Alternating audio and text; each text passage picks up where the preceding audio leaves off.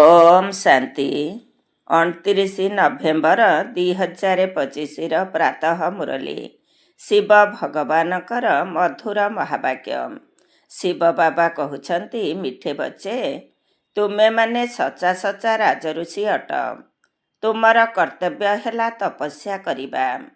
ତପସ୍ୟା ଦ୍ୱାରା ହିଁ ପୂଜା ପାଇବା ଯୋଗ୍ୟ ହେବ। ତୁମେମାନେ ସଚା ସଚା ରାଜଋଷି ଅଟ।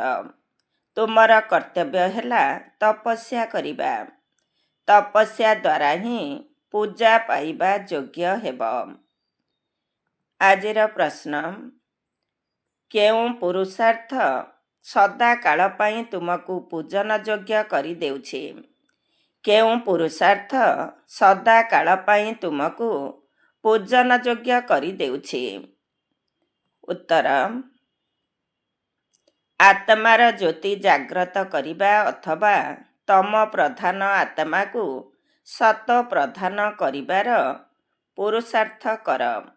ତେବେ ସଦାକାଳ ପାଇଁ ପୂଜାଯୋଗ୍ୟ ହୋଇଯିବ। ଯେଉଁମାନେ ବର୍ତ୍ତମାନ ଅବହେଳା କରିବେ ସେମାନେ ବହୁତ କାନ୍ଦିବେ। ଯଦି ପୁରୁଷାର୍ଥ କରି ପାସ୍ ନହେଲ, ଧର୍ମରାଜଙ୍କ ଦ୍ୱାରା ଦଣ୍ଡିତ ହେଲ, ତେବେ ଦଣ୍ଡ ପାଉଥିବା ଆତ୍ମା ପୂଜା ପାଇପାରିବେ ନାହିଁ। ଯେଉଁଦିନ ଦଣ୍ଡ ଭୋଗ କରିବେ, ସେମାନେ ଲଜ୍ଜାରେ ମୁଣ୍ଡ ଟେକି ପାରିବେ ନାହିଁ। ଓମ୍ ଶାନ୍ତି। ଆତ୍ମାମାନଙ୍କୁ ଆତ୍ମାର ପିତା ବସି ବୁଝାଉଛନ୍ତି। ପ୍ରଥମେ କହୁଛନ୍ତି, ନିଜକୁ ଆତ୍ମା ନିଶ୍ଚୟ କର। ପ୍ରଥମେ ଆତ୍ମା ପରେ ଶରୀର। ଯେଉଁଠି ବି ହେଉ, ପ୍ରଦର୍ଶନୀ ଅଥବା ମ୍ୟୁଜିୟମରେ, କ୍ଲାସରେ ପ୍ରଥମେ ଏହି ସାବଧାନୀ ଦେବାକୁ ହେବ ଯେ ନିଜକୁ ଆତ୍ମା ଭାବି ବାବାଙ୍କୁ ମନେ ପକାଅ। ପିଲାମାନେ ଯେତେବେଳେ କ୍ଲାସରେ ବସୁଛନ୍ତି, ସମସ୍ତେ ଦେହୀ ଅଭିମାନୀ ହୋଇ ବସୁନାହାନ୍ତି। ଏଠାରେ ବସିଥିଲେ ମଧ୍ୟ ବୁଦ୍ଧି କୁଆଡ଼େ କୁଆଡ଼େ ଚାଲିଯାଉଛି। ସତ୍ସଙ୍ଗ ମାନଙ୍କରେ ମଧ୍ୟ ଯେ ପର୍ଯ୍ୟନ୍ତ ସାଧୁ ଆଦି ନ ଆସିଥାନ୍ତି, ସେ ପର୍ଯ୍ୟନ୍ତ ବସି କ'ଣ କରିଥାନ୍ତି? ମନରେ କୌଣସି ନା କୌଣସି ବିଚାର ଚାଲୁଥାଏ। ପୁଣି ସାଧୁ ଆସିଗଲା ପରେ କଥା ଆଦି ଶୁଣିବାରେ ଲାଗିଯାଆନ୍ତି। ବାବା ବୁଝାଉଛନ୍ତି, ଏସବୁ ହେଲା ଭକ୍ତି ମାର୍ଗର ଶୁଣିବା ଶୁଣାଇବାର କଥା। ବାବା ବୁଝାଉଛନ୍ତି, ଏସବୁ ହେଉଛି କୃତ୍ରିମ। ଏଥିରେ କିଛି ବି ସାରାଂଶ ନାହିଁ। ଦୀପାବଳିକୁ ମଧ୍ୟ ଆର୍ଟିଫିସିଆଲ ବା କୃତ୍ରିମ ରୂପରେ ପାଳନ କରୁଛନ୍ତି।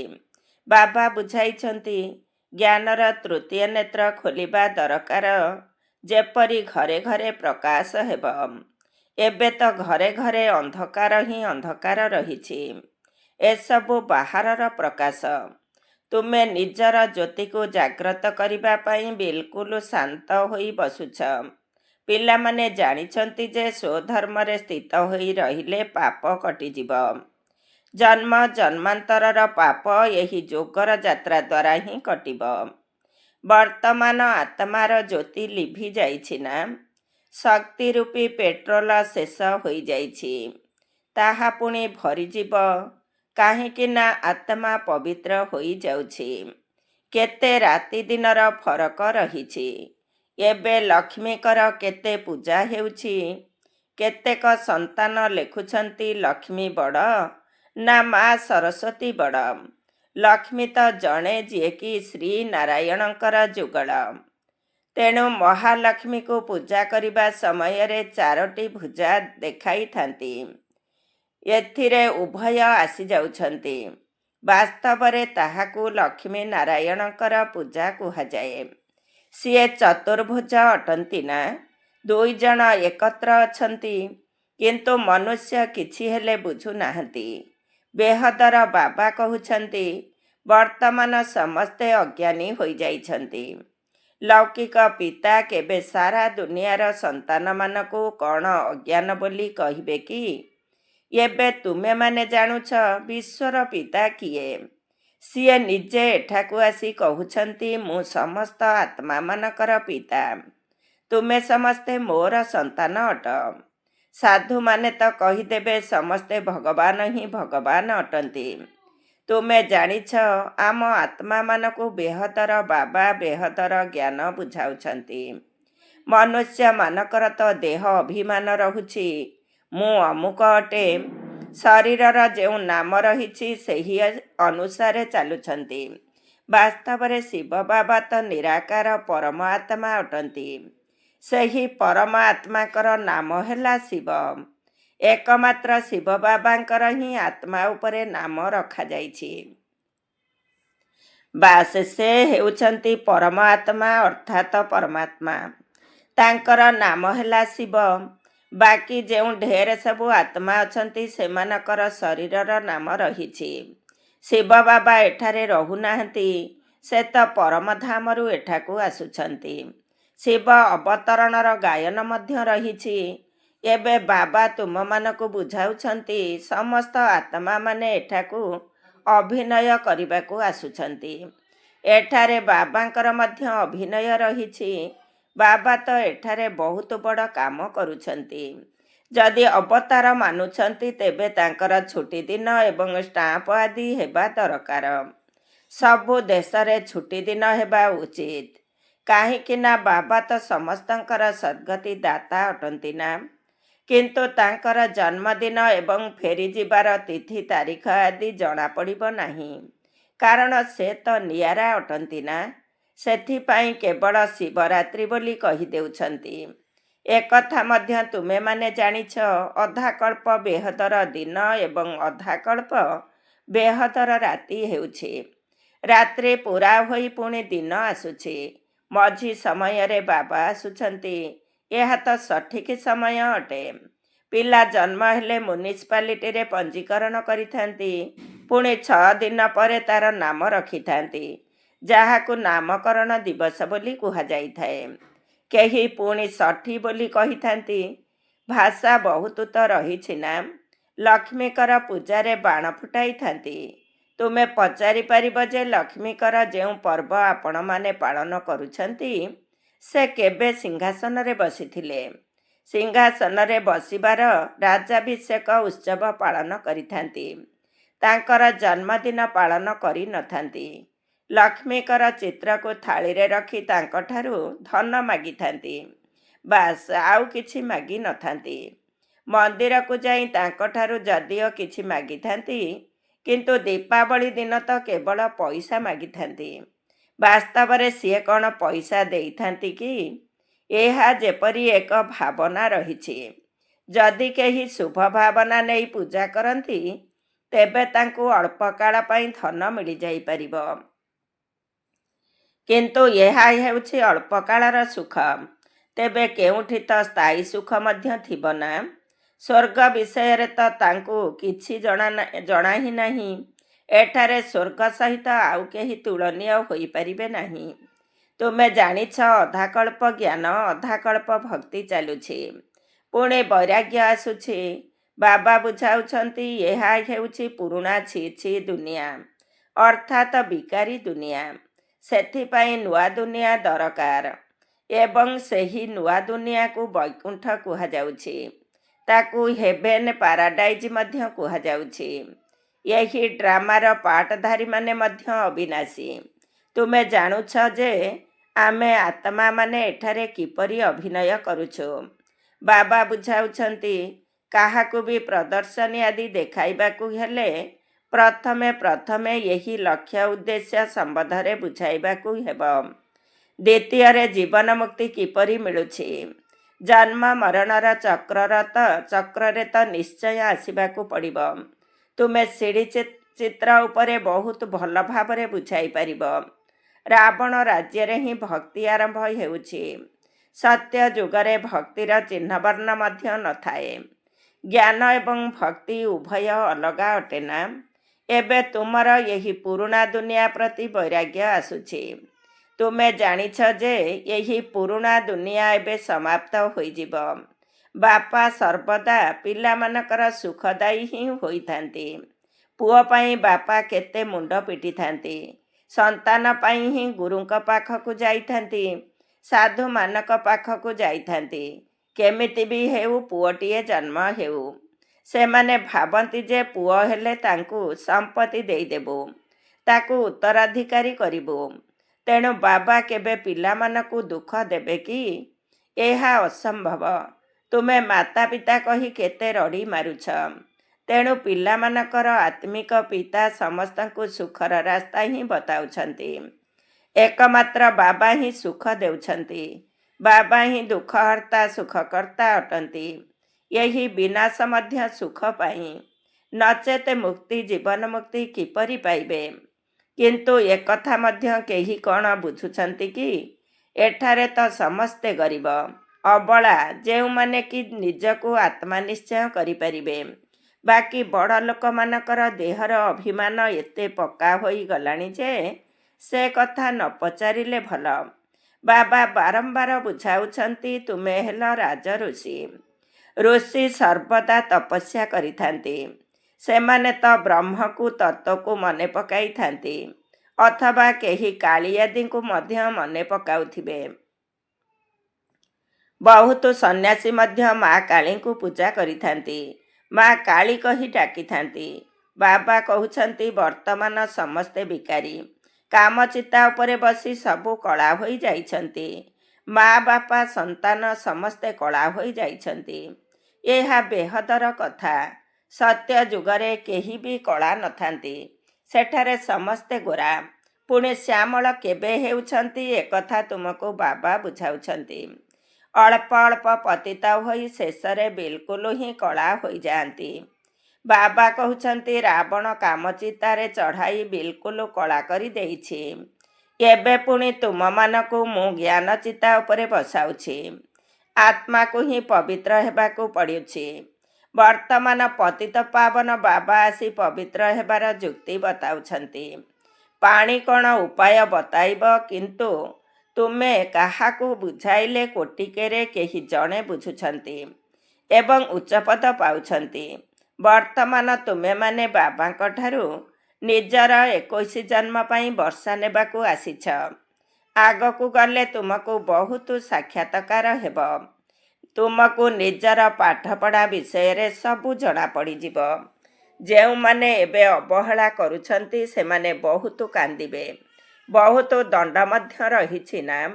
ପୁଣି ପଦ ମଧ୍ୟ ଭ୍ରଷ୍ଟ ହୋଇଯିବ। ମୁଖ ଉପରକୁ ଉଠାଇ ପାରିବେ ନାହିଁ। ସେଥିପାଇଁ ବାବା କହୁଛନ୍ତି, ମଧୁର ସନ୍ତାନମାନେ ପୁରୁଷାର୍ଥ କରି ପାସ୍ ହୋଇଯାଅ, ଯେପରି କୌଣସି ପ୍ରକାରର ଦଣ୍ଡ ଭୋଗିବାକୁ ନ ପଡ଼େ। ତେବେ ଯାଇ ପୂଜା ଯୋଗ୍ୟ ହୋଇପାରିବ। ଦଣ୍ଡ ଭୋଗ କଲେ କ'ଣ ପୂଜା ହେବ କି? ସେଥିପାଇଁ ତୁମମାନଙ୍କୁ ବହୁତ ପୁରୁଷାର୍ଥ କରିବାକୁ ପଡ଼ିବ। ନିଜ ଆତ୍ମାର ଜ୍ୟୋତିକୁ ଜାଗ୍ରତ କରିବାକୁ ହେବ। ଏବେ ଆତ୍ମା ତମ ପ୍ରଧାନ ହୋଇଯାଇଛି, ଯାହାକୁ ସତ ପ୍ରଧାନ କରିବାକୁ ହେବ। ଆତ୍ମା ରୂପରେ ହେଉଛି ବିନ୍ଦୁ, ଏକ ତାରକା ସଦୃଶ। ଏହାର ଆଉ କୌଣସି ନାମ ରଖାଯାଇପାରିବ ନାହିଁ। ଏକଥା ପିଲାମାନଙ୍କୁ ବୁଝାଯାଇଛି ଏବଂ ଏହାର ସାକ୍ଷାତକାର ମଧ୍ୟ ହୋଇଛି। ସ୍ୱାମୀ ବିବେକାନନ୍ଦ ଏବଂ ରାମକୃଷ୍ଣ ପରମହଂସଙ୍କର ମଧ୍ୟ ଦୃଷ୍ଟାନ୍ତ ରହିଛି। ବିବେକାନନ୍ଦ ଦେଖିଲେ ଯେ ରାମକୃଷ୍ଣଙ୍କ ଭିତରୁ ଗୋଟିଏ ଲାଇଟ୍ ବାହାରିଲା। ତେବେ ଆତ୍ମା ହିଁ ତ ବାହାରିଯାଏ ନା। ସେ ଭାବିଲେ, ଏହା ମୋ ଭିତରେ ମିଶିଗଲା। ବାସ୍ତବରେ ଆତ୍ମା ଅନ୍ୟ ଜଣକଠାରେ ମିଶିଯାଇ ପାରିବ କି? ଆତ୍ମା ତ ଯାଇ ଅନ୍ୟ ଶରୀର ନେଇଥାଏ। ଶେଷ ସମୟରେ ତୁମେମାନେ ବହୁତ ସାକ୍ଷାତକାର କରିବ। ନାମ ଏବଂ ରୂପଠାରୁ ଅଲଗା କୌଣସି ଜିନିଷ ହିଁ ନାହିଁ। ଆକାଶ ପୋଲାର ଅଟେ, ଏହାର ମଧ୍ୟ ନାମ ରହିଛି। ଏବେ ଏକଥା ତ ପିଲାମାନେ ଜାଣିଛନ୍ତି ଯେ କଳ୍ପ କଳ୍ପ ଯେଉଁ ସ୍ଥାପନା ହୋଇ ଆସିଛି, ତାହା ତ ନିଶ୍ଚିତ ହେବ। ଆମେ ବ୍ରାହ୍ମଣମାନେ ଏବେ କ୍ରମ ଅନୁସାରେ ପୁରୁଷାର୍ଥ କରୁଛୁ। ଯେଉଁ ଯେଉଁ ସେକେଣ୍ଡ ଅତିକ୍ରାନ୍ତ ହେଉଛି ତାକୁ ହିଁ ଡ୍ରାମା କୁହାଯାଉଛି। ସାରା ଦୁନିଆର ଚକ୍ର ଘୂରି ଚାଲିଛି। ଏହା 5000 ବର୍ଷର ଚକ୍ର, ଯାହାକି ଉଙ୍କୁଣି ସଦୃଶ ଚାଲୁଛି, ଟିକଟିକି ହୋଇ ଚାଲୁଛି। ଏବେ ମଧୁର ସନ୍ତାନମାନଙ୍କୁ କେବଳ ବାବାଙ୍କୁ ସ୍ମରଣ କରିବାକୁ ହେବ। ଚାଲିବା ବୁଲିବା କାମ କରିବା ସମୟରେ ବାବାଙ୍କୁ ସ୍ମରଣ କରିବାରେ ହିଁ କଲ୍ୟାଣ ରହିଛି। କିନ୍ତୁ ମାୟା ଚାପୁଡ଼ା ଲଗାଇ ଦେଉଛି। ତୁମେ ହେଉଛ ବ୍ରାହ୍ମଣ। ତୁମମାନଙ୍କୁ ଭ୍ରମରୀ ସଦୃଶ୍ୟ କୀଟମାନଙ୍କୁ ମଧ୍ୟ ନିଜ ସମାନ ବ୍ରାହ୍ମଣ କରିବାକୁ ହେବ। ସେହି ଭ୍ରମରୀର ତ କେବଳ ଦୃଷ୍ଟାନ୍ତ ରହିଛି। ତୁମେ ହେଉଛ ପ୍ରକୃତ ବ୍ରାହ୍ମଣ। ବ୍ରାହ୍ମଣମାନଙ୍କୁ ହିଁ ପୁଣି ଦେବତା ହେବାକୁ ପଡ଼ିବ। ଏହା ତୁମର ପୁରୁଷୋତ୍ତମ ହେବାର ସଙ୍ଗମ ଯୁଗ ଅଟେ। ଏଠାକୁ ତୁମେମାନେ ପୁରୁଷୋତ୍ତମ ହେବା ପାଇଁ ଆସିଛ। ତେବେ ପ୍ରଥମେ ବ୍ରାହ୍ମଣ ନିଶ୍ଚିତ ହେବାକୁ ପଡ଼ିବ। ବ୍ରାହ୍ମଣମାନଙ୍କର ଚୁଟି ରହିଛି ନା? ତୁମେମାନେ ବ୍ରାହ୍ମଣମାନଙ୍କୁ ବୁଝାଇ ପାରିବ? କୁହ, ତୁମ ବ୍ରାହ୍ମଣମାନଙ୍କର କୂଳ ଅଛି, ରାଜଧାନୀ ନାହିଁ। ତୁମର ଏହି କୂଳ କିଏ ସ୍ଥାପନ କରିଛନ୍ତି? ତୁମର ମୁଖ୍ୟ କିଏ? ଏହି ବିଷୟରେ ତୁମେମାନେ ବୁଝାଇଲେ ବହୁତ ଖୁସି ହେବେ। ବ୍ରାହ୍ମଣମାନଙ୍କୁ ସମ୍ମାନ ଦେଇଥାନ୍ତି, କାହିଁକି ନା ସେମାନେ ଶାସ୍ତ୍ର ଆଦି ଶୁଣାଇଥାନ୍ତି। ପୂର୍ବରୁ ରାକ୍ଷୀ ବାନ୍ଧିବା ପାଇଁ ମଧ୍ୟ ବ୍ରାହ୍ମଣମାନେ ଯାଉଥିଲେ। ଆଜିକାଲି ତ କନ୍ୟାମାନେ ଯାଉଛନ୍ତି। ଯେଉଁମାନେ ପବିତ୍ରତାର ପ୍ରତିଜ୍ଞା କରିବେ, ତୁମେ ସେମାନଙ୍କୁ ହିଁ ରାକ୍ଷୀ ବାନ୍ଧିବା ଉଚିତ। ପ୍ରତିଜ୍ଞା ନିଶ୍ଚିତ କରିବାକୁ ହିଁ ପଡ଼ିବ। ଭାରତକୁ ପୁନର୍ବାର ପବିତ୍ର କରିବା ପାଇଁ ଆମେ ଏହି ପ୍ରତିଜ୍ଞା କରୁଛୁ। ତୁମେମାନେ ନିଜେ ପବିତ୍ର ହୋଇ ଅନ୍ୟମାନଙ୍କୁ ମଧ୍ୟ ପବିତ୍ର କରାଅ। ଆଉ କାହାର ଶକ୍ତି ନାହିଁ ଯିଏକି ଏପରି କହିବେ। ତୁମେ ଜାଣିଛ, ଏହି ଅନ୍ତିମ ଜନ୍ମ ପବିତ୍ର ରହିଲେ ପବିତ୍ର ଦୁନିଆର ମାଲିକ ହୋଇଯିବ। ଏହା ହିଁ ତୁମର ଧନ୍ଦା ଅଟେ। ଏପରି କୌଣସି ମନୁଷ୍ୟ କେଉଁଠି ନାହାନ୍ତି। ତୁମକୁ ଯାଇ ଏହି ପ୍ରତିଜ୍ଞା ହିଁ କରାଇବାକୁ ହେବ। ବାବା କହୁଛନ୍ତି କାମ ମହାଶତ୍ରୁ ଅଟେ। ଏହା ଉପରେ ବିଜୟ ପ୍ରାପ୍ତ କରିବାକୁ ହେବ। ଏହା ଉପରେ ବିଜୟ ପ୍ରାପ୍ତ କଲେ ହିଁ ତୁମେ ଜଗତ ଜିତି ହେବ। ଏହି ଲକ୍ଷ୍ମୀ ନାରାୟଣ ନିଶ୍ଚିତ ଭାବରେ ପୂର୍ବଜନ୍ମରେ ପୁରୁଷାର୍ଥ କରିଥିଲେ। ସେଥିପାଇଁ ତ ଏପରି ହୋଇଛନ୍ତି ନା? ଏବେ ତୁମେ କହିପାରିବ କେଉଁ କର୍ମ ଦ୍ୱାରା ଏମାନଙ୍କୁ ଏହି ପଦ ମିଳିଛି?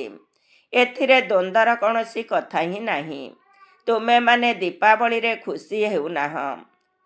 ତୁମେ ତ ଖୁସି ହେଉଛ ଆମେ ବାବାଙ୍କର ହୋଇଛୁ, ତାଙ୍କଠାରୁ ବର୍ଷା ପାଉଛୁ। ଭକ୍ତି ମାର୍ଗରେ ମନୁଷ୍ୟ କେତେ ଖର୍ଚ୍ଚ କରୁଛନ୍ତି, କେତେ କ୍ଷତି ମଧ୍ୟ ହୋଇଯାଉଛି, ନିଆଁ ଲାଗିଯାଉଛି, କିନ୍ତୁ କିଛି ହେଲେ ବୁଝୁନାହାନ୍ତି। ତୁମେମାନେ ଜାଣିଛ, ବର୍ତ୍ତମାନ ଆମେ ପୁନର୍ବାର ନିଜର ନୂଆ ଘରକୁ ଯିବୁ।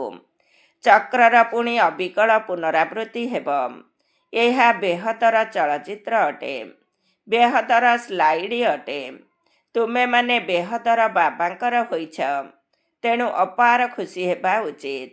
ଆମେ ବାବାଙ୍କ ଠାରୁ ସ୍ୱର୍ଗର ବର୍ଷା ନିଶ୍ଚିତ ନେବୁ। ବାବା କହୁଛନ୍ତି ପୁରୁଷାର୍ଥ ଦ୍ୱାରା ଯାହା ଚାହୁଁଛ ତାହା ନିଅ। ତୁମକୁ ପୁରୁଷାର୍ଥ ନିଶ୍ଚିତ କରିବାକୁ ହେବ। ପୁରୁଷାର୍ଥ ଦ୍ୱାରା ହିଁ ତୁମେ ଉଚ୍ଚ ହୋଇଯିବ। ଏହି ବୁଢ଼ା ବାବା ଏତେ ଉଚ୍ଚ ହୋଇପାରିଲେ, ତେବେ ତୁମେମାନେ କାହିଁକି ହୋଇପାରିବ ନାହିଁ? ଆଚ୍ଛା, ମିଠା ମିଠା ଶିଖିଲ ଧେ ସନ୍ତାନମାନଙ୍କ ପ୍ରତି ମାତା ପିତା ବାପ ଦାଦାଙ୍କର ମଧୁର ସ୍ନେହ ସମ୍ପନ୍ନ ଶୁଭେଚ୍ଛା ଏବଂ ସୁପ୍ରଭାତ। ଆତ୍ମିକ ପିତାଙ୍କର ଆତ୍ମିକ ସନ୍ତାନମାନଙ୍କୁ ନମସ୍ତେ। ଆମ ଆତ୍ମିକ ସନ୍ତାନମାନଙ୍କର ଆତ୍ମିକ ମାତା ପିତା ବାପ ଦାଦାଙ୍କୁ ନମସ୍ତେ ନମସ୍ତେ, ସୁପ୍ରଭାତ। ଧାରଣା ପାଇଁ ମୁଖ୍ୟ ସାର 1 ନମ୍ବର। ବାବା ଯେପରି ସନ୍ତାନମାନଙ୍କ ପ୍ରତି ସୁଖଦାୟୀ ଅଟନ୍ତି, ସେହିପରି ସୁଖଦାୟୀ ହେବାକୁ ପଡ଼ିବ। ସମସ୍ତଙ୍କୁ ମୁକ୍ତି ଜୀବନ ମୁକ୍ତିର ରାସ୍ତା ବତାଇବାକୁ ହେବ। 2 ନମ୍ବର, ଦେହୀ ଅଭିମାନୀ ହେବା ପାଇଁ ତପସ୍ୟା କରିବାକୁ ହେବ। ଏହି ପୁରୁଣା ଛି ଦୁନିଆରୁ ବେହଦର ବୈରାଗ୍ୟ ହେବାକୁ ପଡ଼ିବ। ଆଜିର ବରଦାନ, ପ୍ରତ୍ୟେକଙ୍କର ବିଶେଷତାକୁ ସ୍ମୃତିରେ ରଖି ସମସ୍ତଙ୍କର ବିଶ୍ୱସ୍ତ ହୋଇ ଏକମତ ବାଲା ସଂଗଠନ ନିର୍ମାଣ କରୁଥିବା ସମସ୍ତଙ୍କର ଶୁଭଚିନ୍ତକ ଭବ। ପ୍ରତ୍ୟେକଙ୍କର ବିଶେଷତାକୁ ସ୍ମୃତିରେ ରଖି ସମସ୍ତଙ୍କର ବିଶ୍ୱସ୍ତ ହୋଇ ଏକମତ ବାଲା ସଂଗଠନ ନିର୍ମାଣ କରୁଥିବା ସମସ୍ତଙ୍କର ଶୁଭଚିନ୍ତକ ଭବ। ଡିଟେଲ୍ସ, ଡ୍ରାମା ଅନୁସାରେ ପ୍ରତ୍ୟେକଙ୍କୁ କୌଣସି ନା କୌଣସି ବିଶେଷତା ନିଶ୍ଚିତ ମିଳିଛି। ନିଜର ସେହି ବିଶେଷତାକୁ କାର୍ଯ୍ୟରେ ଲଗାଅ ଏବଂ ଅନ୍ୟମାନଙ୍କର ବିଶେଷତାକୁ ଦେଖ। ପରସ୍ପର ସହିତ ବିଶ୍ୱସ୍ତ ହୋଇ ରୁହ, ଯାହାଦ୍ୱାରା ସେମାନଙ୍କର କଥାର ଭାବ ପରିବର୍ତ୍ତନ ହୋଇଯିବ। ଯେତେବେଳେ ସମସ୍ତଙ୍କର ବିଶେଷତାକୁ ଦେଖିବ, ସେତେବେଳେ ଅନେକ ହୋଇଥିଲେ ମଧ୍ୟ ଏକ ଭଳି ଦେଖାଯିବ ଏବଂ ସଂଗଠନ ଏକମତ ହୋଇଥିବ। ଯଦି କେହି କାହାର ନିନ୍ଦା କଥା ଶୁଣାଉଛି, ତେବେ ସେଥିରେ ଟୀକା ଟିପ୍ପଣୀ ଦେବା ପରିବର୍ତ୍ତେ ଶୁଣାଇବା ବାଲାର ବିଚାରକୁ ପରିବର୍ତ୍ତନ କରିଦିଅ, ତେବେ କୁହାଯିବ ଶୁଭ ଚିନ୍ତକ। ଆଜିର ସ୍ଲୋଗାନ, ଶ୍ରେଷ୍ଠ ସଂକଳ୍ପ ରୂପୀ ସମ୍ପତ୍ତି ହିଁ ଶ୍ରେଷ୍ଠ ପ୍ରାରବ୍ଧ ବା ବ୍ରାହ୍ମଣ ଜୀବନର ଆଧାର ଅଟେ। ଶ୍ରେଷ୍ଠ ସଂକଳ୍ପ ରୂପୀ ସମ୍ପତ୍ତି ହିଁ ଶ୍ରେଷ୍ଠ ପ୍ରାରବ୍ଧ ବା ବ୍ରାହ୍ମଣ ଜୀବନର ଆଧାର ଅଟେ। ଓମ୍ ଶାନ୍ତି। ଆଜିର ଅବ୍ୟକ୍ତ ଇସାରା, ଅଶରୀରୀ ଅଥବା ବିଦେହୀ ସ୍ଥିତିର ଅଭ୍ୟାସକୁ ବଢ଼ାଅ। ଯଦି ଗୋଟିଏ ସେକେଣ୍ଡରେ ବିଦେହୀ ହେବାର ଅଭ୍ୟାସ ନଥିବ, ତେବେ ଅନ୍ତିମ ସମୟ ମଧ୍ୟ ଯୁଦ୍ଧ କରିବାରେ ହିଁ ବିତିଯିବ ଏବଂ ଯେଉଁ କଥାରେ ତୁମେ ଦୁର୍ବଳ ଥିବ, ଚାହେଁ ସ୍ୱଭାବରେ, ଚାହେଁ ସମ୍ବନ୍ଧ ରଖିବାରେ, ଚାହେଁ ସଂକଳ୍ପ ଶକ୍ତିରେ, ବୃତ୍ତିରେ, ବାୟୁମଣ୍ଡଳର ପ୍ରଭାବରେ, ଯେଉଁ କଥାରେ ବି ଦୁର୍ବଳ ଥିବ, ମାୟା ଜାଣିଶୁଣି ସେହି କଥାରେ ହିଁ ଶେଷ ପରୀକ୍ଷା ନେବ। ସେଥିପାଇଁ ବିଦେହୀ ହେବାର ଅଭ୍ୟାସ ବହୁତ ଜରୁରୀ ଅଟେ। ଓମ୍ ଶାନ୍ତି।